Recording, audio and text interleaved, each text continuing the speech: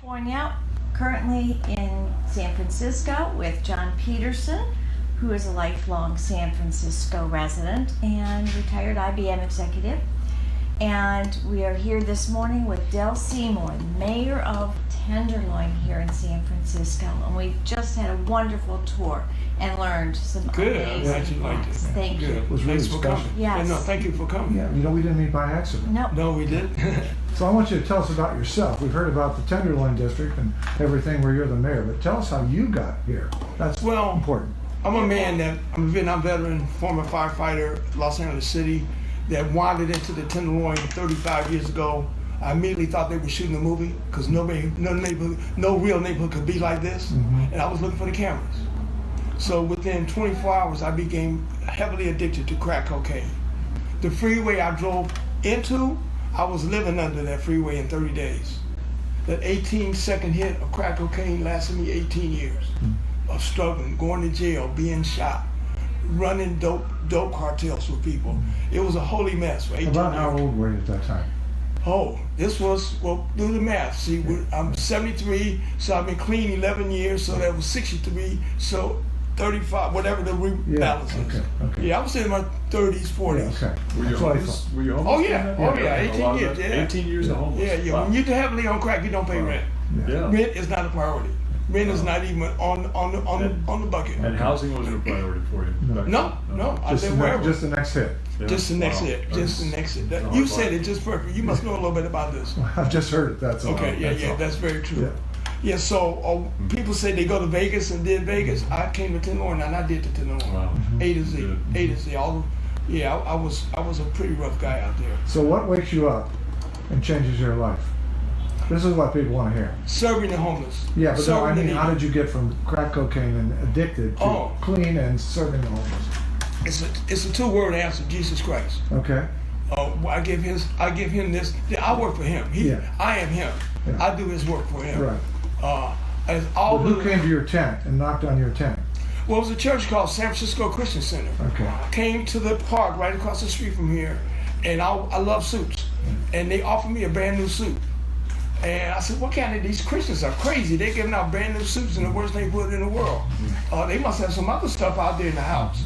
So I wanted to know where the church was. It was a Saturday they gave me the suit. I said, where you at? I said, I'll be there Sunday morning, the next morning. And I went out to this church, I'm from the streets. Yeah. I went out to this church to see what I could get from these suckers. Okay. Because Christians must be suckers giving away $300 suits. And you know what I got from these suckers? I got my life back that morning. That Sunday morning. That Sunday morning. Do you remember who preached? Or what the sermon was? Kind of. I don't remember the sermon. It was. I can hear the music. Yeah. It was Pastor Gittins, and the guy that gave me the suit, he was one of the deacons. Walter Hughes, and I'm still with that church. I'm out there 3 or 4 times a week, and that's been 11 years. And when I told him at the park, give me your card, I'll be out there the next day, and it was altar call. And I saw him go for altar call, and I said, I don't know where that altar call is. Let me just walk up and let him know I'm here, because I'm trying to get my rewards. Yeah, I'm coming out there for a reason. And I touched him on the shoulder. He turned around and he said, Del Seymour, welcome to our church. He remembered my name. Wow. And he said, Del Seymour, welcome to the church. The next day, the pastor called me up and says, hey, can you come by the church? And I got on the bus and went out there. And he says, where you living? I says, on the streets. He says, well, how much would it cost you to get off the streets? I said, to get a place to deposit about $1,700. He said, okay, and we finished talking, and just as I was about to leave, he said, you got a minute? And he walked in the room for about 5 minutes, came back, $1,700 made out to me. Wow. And I said, what kind of church is this? Yeah. The next day, he called me and said, come out to the church. And I went out to church, and we went to Men's Warehouse, and he threw his credit card up on the desk. Said, I want him to have 2 of everything. This is one of the coats. Wow. And I wear it in his name. And it's all worn out, it's all raggedy, but I wear it almost every day. It's not right. Let me point out for our audience that Del's moved to tears here while he's talking to us. Yes. Yeah. And we're learning what person-to-person contact really means and how it changes lives. Well, here we are in the Tenderloin district. Jackie and I didn't know much about it when we got here. And you've taken us a tour, and you've connected us. We've been in different places. Tell us about the work that's being done, again, person to person. Well, you know, our thing is serving people. We try to serve the bodies in the Tenderloin. It's hard to get people out of the situation until we make them well. We make them well by feeding them. We make them well by referring them to services. We make them well by just talking to them, just being someone to talk to. They don't have family anymore because they're estranged from their family. We become their family. We become the person saying, hey, I had a good day today. You know, someone took me to McDonald's yesterday. We're that person that can hear that. Because you know, you make things happen in the Tenderloin and you have no one to tell. Right. So you keep it in. You told us you had to heal the body before you could heal the soul. You have to heal the. I can't bring you to Christ if you. I can't bring you to Christ if you're hungry. Okay. I can't bring you to Christ if you're on drugs. Yeah. I can't bring you to Christ if you're sick as a dog. So we got to work on that. So that's the first thing. Okay. Yeah. That's what we find works best. Yeah. Roughly how many people do we have in this area wandering around? Several thousand, right? Yeah, 30,000. 30,000 homeless? Oh, no. There's people in the Tenderloin. Oh, in Tenderloin. Okay. Yeah. Okay. How many of those? Unofficially, how many of those are homeless? We probably have on any given time 4,000 homeless people in the Tenderloin, but that's including housed and unhoused. Yeah. Okay. And tell us about. We didn't know anything about Glide Church. Tell us about that. Glide is the center of the Tenderloin. Glide has been here for upwards of 60 years with a wonderful pastor named Pastor Cecil Williams, who's been a wonderful angel to the Tenderloin. He started working on needy people, people with drug habits, people that were being discriminated against. He started working on LGBT. He was the first person to do LGBT, first gay marriage in the United States. And he's just a wonderful guy. He's actually put these neighborhoods together, brought everyone here. We've had Huey Newton, Angela Davis, and a lot of the radicals have been here. Jane Fonda. That's the kind of church this is. And it's really a church. Yes, it is. Nobody gets turned away. Yeah, we don't turn anyone away. Well, you get people globally coming to see what you're working. Yeah, we almost need interpreters. Yeah, I mean, we got people every Sunday. We have people come in groups to all the services. We do 2 services a Sunday, 9 and 11, and then we do a worldwide Facebook Live. Yeah. Well, and then I having lived here a lot of years, every Christmas and Thanksgiving, you're the place that people come to volunteer. I mean, we give away so much food, so much shopping bags of food, and we give the kids real toys, not no baseball or something like that. We give bicycles and computers, real stuff. Yeah. No, we have a place like that in Toledo, Ohio. It's called Cherry Street Mission. Oh, you were telling me about it. But we don't have the numbers here that you have. Okay. Yeah, as we were talking earlier. But you took us to a number of different facilities. Okay. And you showed us through, they're all interconnected. Tell us how that works. Yeah, we don't work in silos here in the Tenderloin. We all have the same client. Okay. We all have the same client. So what we can offer, we send them to our neighbor. And when the neighbor can't, so we might up making sure that this person gets back to, we make them as whole as possible by diversifying our services. And they can eat here, they can eat there. They can get shelter beds here. We have a shelter at St. Anthony's. So that dining room I showed you tonight, it'll be a shelter. And you treat, you work with everybody, all ages, from what age? Oh, with summertime we do the kids. We do from 12 years up, computer coding and job readiness. And you've got everything in between up into seniors. Yeah, we just put a Russian-speaking man, 71 years old, we just put him to work at the security company. Wow. Now, I told you that the Cherry Street Mission in Toledo has a philosophy about reversing the effects of poverty and homelessness. Okay, reversing is the key word. And you're doing the same thing. You told me solutions for homelessness is a paycheck. A steady paycheck. Yeah. Can't be beat. Yeah. Can't be beat, solves all your problems. Well, not all of them, but a lot of them. But Social Security check won't do it, a VA check won't do it, a welfare check won't do it. It has to be a paycheck. Okay. So what are you doing here, Code Tenderloin? Well, Code Tenderloin, what we're doing is we're providing careers for people in the Tenderloin from A to Z.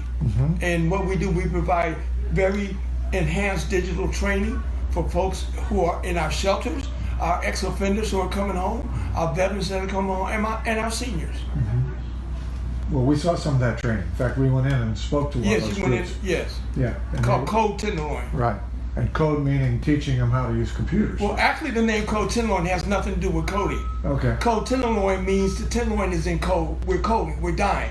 You know, like you go in the hospital, it's cold blue, cold red. Okay. That means that something's wrong. Yes. So that's the reason why this is my company. That's the reason why I came up with the name Code Tenderloin. Now it is. Tenderloin is coding. It's coding out. And one of the constituencies you have were people that are coming directly out of prison. Coming directly out of prison with 30, 35, 40 year time in sentences. Yeah. Lifers. Yeah. Because most of those are lifers. They got their sentences toned down. Yeah, and they don't want to go back, obviously. No, every one of them says the same thing, and that's not a script. It's just that individually they've also said, they'll help me, I don't want to go back. And they don't want to go back. Mm-hmm. And when they say that, what do you say next? I said, just do everything I tell you to do, and you don't have to worry about anything. And I got you completely covered. I'm not gonna send one of my offenders to a place I know will not take an offender. I'm not gonna play with him like that. I'm not gonna play with an employee. I'll go out and make my relationships.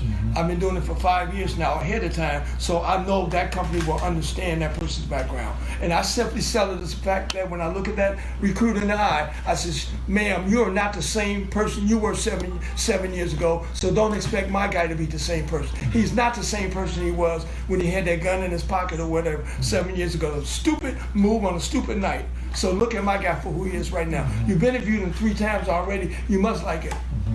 Give him a shot. Yeah. But as I told you, being in business myself, one of our greatest challenges is, and you see this on TV ads for all kinds of business, we do background checks. Okay, right. So you expect when you hire me as the contractor, and I'm going to come in your house, that all my people are background checked. That we've looked into their background. And maybe they're going to perform like you're asking, but yet if you found out their records, you'd be concerned. How do you bridge that sort of a fear? I asked the employer to do better marketing of his people, to use that as a plus, to go in and say, you know what? Most of my guys are ex-offenders. Most of them been here 10, 15 years and haven't touched a thing. They're the best workers. They show up on time every day because they don't want to go back. So you have my trust. We have never had an incident. And in the 5 years I've been with Coach Tenderloin, they're unbelievable people. Yeah. Because they got discipline. They know when to get up in the morning, because in that jail, you got to get up in the morning. You can't lay there all day. What it does, it gets you support from the local high-tech companies. Like Salesforce. It gives them visibility. Here. But we're selling on the fact these people have been getting up at 6 o'clock every morning for the last 25 years. The Cherry Street Mission calls this the gospel of redemption. Okay. That's the same principle, right? We try to go. Everybody gets a second chance, right here in life. They deserve it. We're a second chance. We got a second chance, you and me, when we got saved, right? Sure did. And the other thing is that I give the sermons here every 2 months. I'm part of the ministry team, and to show this is a second chance church. 13 years ago, the sheriff took me out of this building in handcuffs. I was so drugged out and wanted to jump on everybody. They took me out in handcuffs 13 years ago. Now I'm in the pulpit. So is that a church of second chances or not? Well, it's bigger than that. It's a miracle. Yes, sir. Yeah, it is. Yeah, it's a big miracle. In handcuffs. Yeah. So this Code Tenderloin, this whole idea, it's an organization. Explain to me what it is. So who's in charge of it? I'm the founder, and I just transferred my ED over to the wonderful woman you met down the hill. I just kind of semi-retired. This was an idea of yours? It was a concept. Okay. Wasn't sure it was going to work, but I knew we needed it. So you go to the next person or an organization, you put together a board. How did you make an organization? Well, I was while I was on the fire department in LA, I was also a contractor. Okay. I remodeled houses. Okay. For HUD. I did all the foreclosed houses in LA. So I knew how to put a business together. I knew how to put a business together, and I just used my business. I don't know anything about this thing, this computer, but I know about business. Okay. So I put the business together and hired experts to do that. Well, sure. So you're a smart man because you put yourself with the people with the resources and let them do it. You know that there's a need and they can do it, and you let them go. Do you have bylaws or a mission statement? We got a full board. Okay. We got a full board of directors. But we got a full board of directors. I think we got 12 on the board now. We're recruiting for 3 more. And you put that all together? Yes, sir. Praise the Lord. Put the business package together, the financing, the funding. I ran this the first year on my Social Security check. That's how I financed. The first year I financed it on my Social Security, working out of the back of my car. Where did you learn all this? You just I'm a businessman. You sure are. God-given talent. And that place there where we went to, after I ran out of my car for a year in front of his place. He said, Dale, come inside, man. I'll give you some space. You ain't got to pay me until you get funding. Yeah. And he let me run in there for a year. To give me the whole place. First day I met him, he gave me all the keys to the whole place. Hey, here's the keys to the whole place. Whenever you get some money, then you can pay.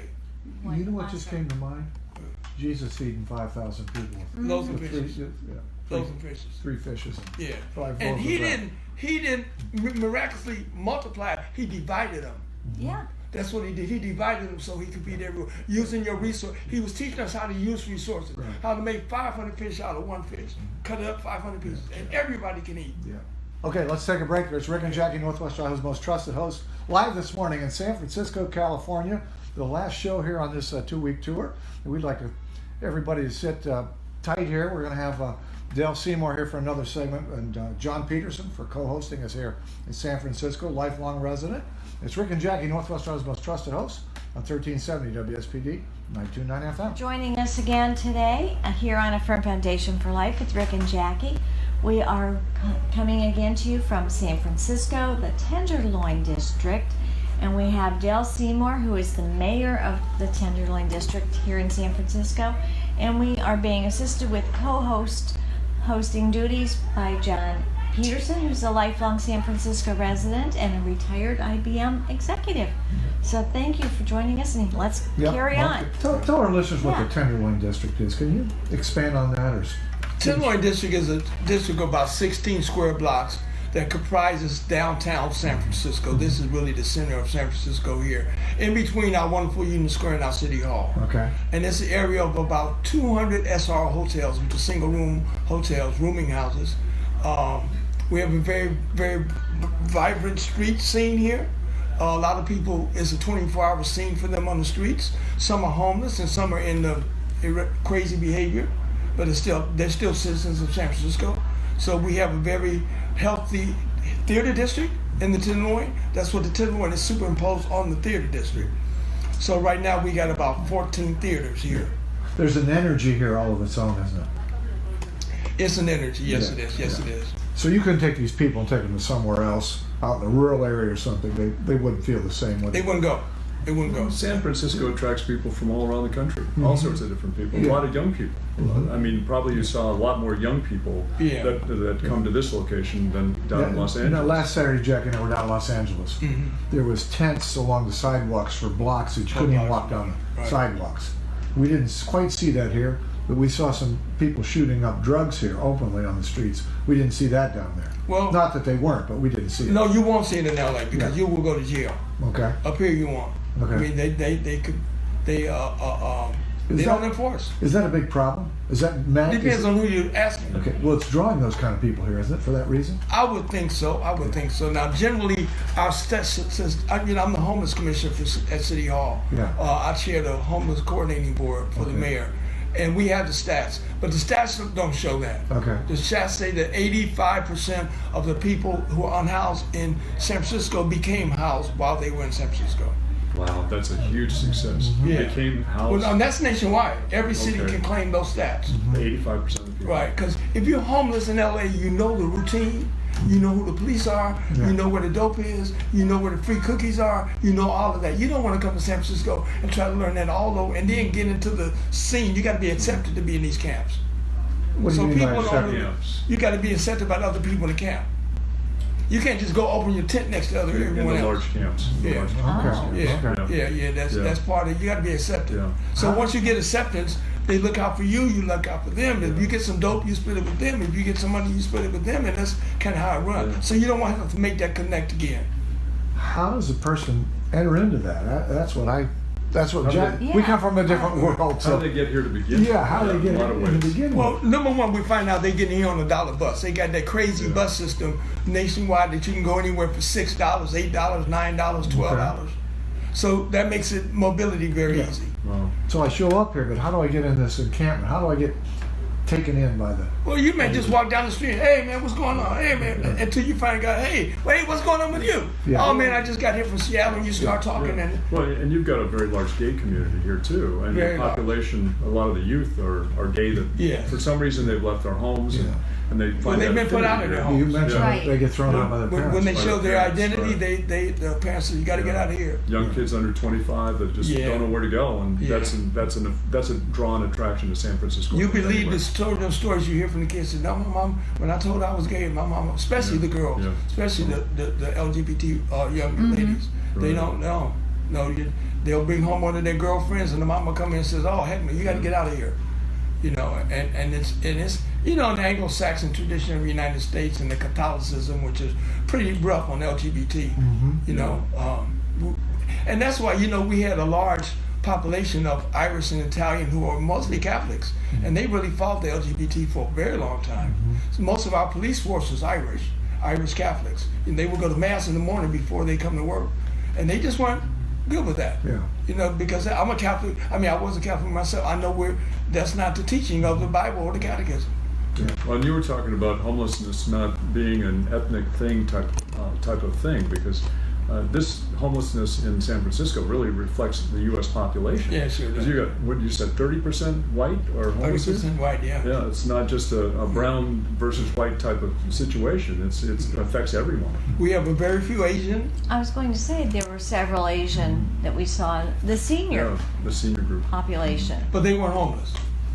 Okay. So I'm talking about homeless Okay. agents. Very few homeless agents. Okay. Because they're different. For Well, example- they take care for of example, themselves. They do. Whatever your last name is, what's your last name? Mets? Mets, okay. I guarantee you, statistically, there's Mets that are homeless. What if you were to go get your Mets? Maybe they're in Seattle, maybe they're in Baltimore, somewhere. Ask your mom if she's still around. Ask her who's homeless in the Mets family. I challenge you, go get them. You go get yours. You go get yours. I'll get mine. That's 5 fewer homeless right there. Yeah, Because Asians other take care of countries Asians. take care. Yeah. They Yeah, do. you will not have The another families Asian on do. the street Right. of a family. You go to South America. A Garcia is not going to let another Garcia be on the street. It's not going to happen. Right. You may put them up in the attic, but you're going to go get them. Dale Seymour, where'd you learn all this stuff? Being on these streets. It's not taught in school, is it? No. Huh? No. This is incredible what you're teaching. You took us into church yesterday, St. Boniface, where the Yeah, it's homeless wonderful sleep in church. the pews. Talk about that whole process. Handing out sandwiches over the Yeah, fence. St. Boniface is a Catholic church Yeah. that the pastors years ago would hand out 4 or 5 sandwiches Right a in the night. heart of the Tenderloin district. Right in the heart of the Tenderloin. Okay. Because at that time, especially, it was very rough. It wasn't drugs and alcohol causing the homeless. It was not being documented. Yeah. So this city was filled with a lot of Irishmen and Italians that didn't have papers. So they lived on the streets. And the church served them by giving them sandwiches over the fence. It got so big, it grew so big, it couldn't be run by the church anymore because you needed donations from foundations, and foundations can't donate to a church. So they split themselves from St. Boniface. And now it's a faith-based nonprofit. And the foundation can't support a faith-based nonprofit. And so now they're feeding 3,000 people. 3,000 a day, 365 days a year. Yeah. Now, go ahead. I was just going to say, and it's called the Gubbio The Project. Julia Project is a project that allows homeless to sleep on the pews. Yeah. But explain that to our listeners. We had people out in the vestibule, the entrance to the church, and they were having problems with the people that wanted to come to church there. This started with the homeless who were sleeping in the doorway, and the parishioners trying to get in the church for the 6 o'clock in the morning mass, Yeah. and they were arguing, fighting, fuss and cuss, and so the pastor came in and mediated the homeless, talked to them, and then talked to parishioners, says, what can we work out? And they were invited into the church rather than be in the doorway, just come in the church and lay Sure. down. Yeah. You know, and I said this is an example of the community solving their own problems, Yes, and the yes. people solving their own problems, which is what I think is the way this has to be done. I don't think the federal government can come in here and lay out a bunch of rules and things in the community that they don't live and work in. We need your resources, but we Yeah. don't need your expertise because you have no expertise. Right, yeah. It's proven. Look at your track record. Yeah. There's no one in the world, any other country will be proud of having the situation we got in LA and San Francisco. And every year we pat each other on the back and say, well, we increased homelessness by 30%, but that's better than 40%. Good job. If this was run by a private company, there's nowhere in the world these people would have their jobs anymore. You're I right. think it's a great example of a church opening its boundaries to the homeless. And And doing the job they're really supposed to do. And doing a mass when they still have the homeless right there, sleeping on the pews right next to them, and not wanting to disturb the homeless, as he was talking about with the current priest that's there. The real name for this city is St. Francis. We say San, I don't know why, but this is St. Francis. Right. And we're doing what we should be doing in the city named for St. Francis.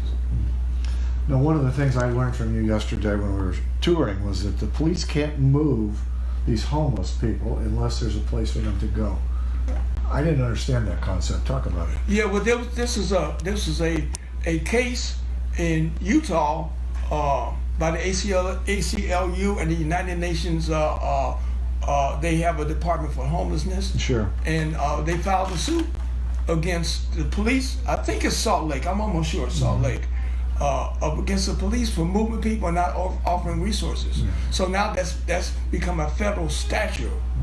And so we're all trying to adhere to that. Yeah. So what we're trying to do is model our ordinances on that law.